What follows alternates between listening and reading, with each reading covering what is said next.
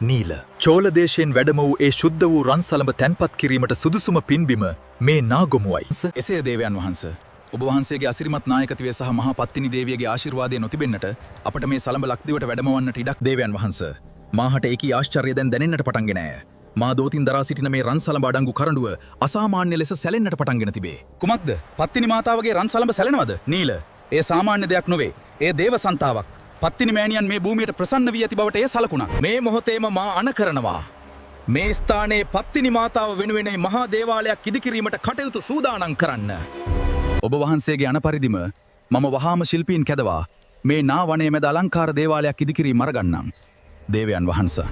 කැලණි නදී තෙර අසල පිහිටි සරුසාර වෙල්යායෙන් වටවුණු සුන්දර නවගාමුව ගම්මානය.